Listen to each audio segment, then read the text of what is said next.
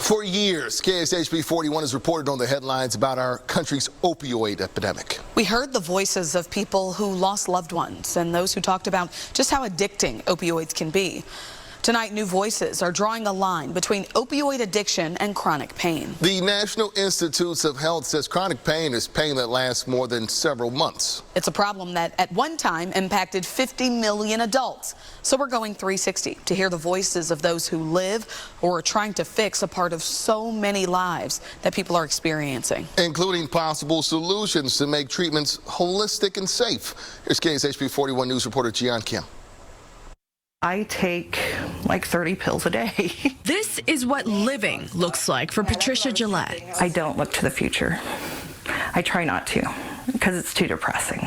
Pain, pills, and distress. This is the reality for some 25 million Americans suffering with chronic pain.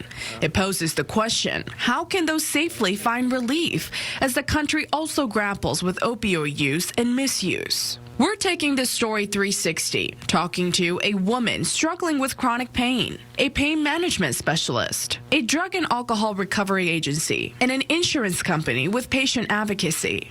Imagine sustaining an injury and never recovering from the pain. It never goes away. Patricia Gillette has been diagnosed with fibromyalgia, lupus, and degenerative back disease. Over time, chronic pain not only robbed her of mobility, but also her self-esteem and will to live. You know, I'm hoping to make it through my kids graduating high school to where, you know, they're in college or have families and don't need me anymore. But you always need your mom. And that's why I can't think about it. Her medical bills are currently covered by Medicaid. She feels lucky to have that option, but understands without a customized care team and insurance, the reality is grim for many others. I think that's a travesty.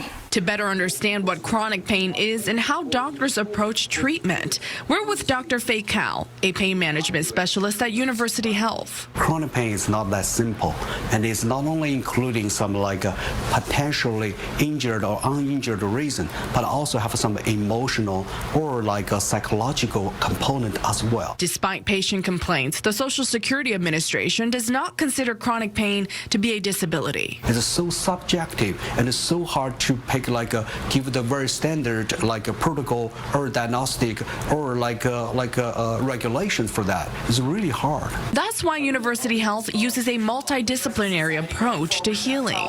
Doctors consider patient history, physical examination, various imaging, along with training from pain psychologists. He says medication, especially opioids, is just one small part of a holistic treatment plan. Opioid itself is not a bad drug. It's just depending when you use it, how you use it, who uses it. According to experts in healthcare, there was a push to prescribe opioids starting in the 90s. The CDC shows a rise in heroin overdose deaths starting in 2010, then a rise in synthetic opioid deaths that began in 2013. This led to the CDC setting more strict prescription guidelines in 2016.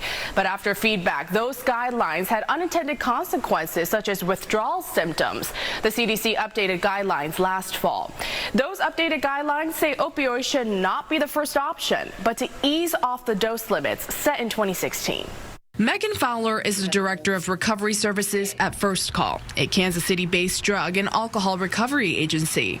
As a recovering addict herself, she understands the cyclical nature of the opioid crisis. It goes from being feeling good and euphoric to feeling like you're just trying to get by and survive because the withdrawals from opioids are brutal and very physically painful. According to the National Institutes of Health, about 2 million Americans are addicted to opioids, and fatal overdose rates have risen more than 20% in the last 2 years. If they don't have insurance, if they can't afford copays, you know, it's not uncommon for people to turn to illicit ways of getting that substance. It's important to staff here at First Call to not judge the substance and to not judge the person.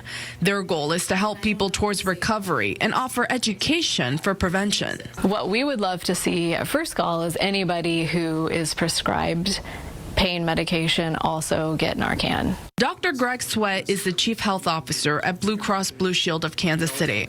In his role, he informs patients and advises doctors. He proposed 2 potential solutions that may help with prescription opioids. One, to create a national database of patients. That's what is needed, because then the doctor can make an informed decision like, hey, you just got this last week. Why are you, what's going on? 2, a contract signed by both parties before administering opioids. It would outline the responsibilities of the doctor to inform and of the patients to be transparent. I got it in a rainbow. It's kind of like the storm in our lives, but it's a colorful storm. There are signs of progress, but the path to safer pain management is a process. And for millions like Patricia Gillette, they're just trying to get through another day. Everything is affected by it. Jian Kim, KSHB 41 News.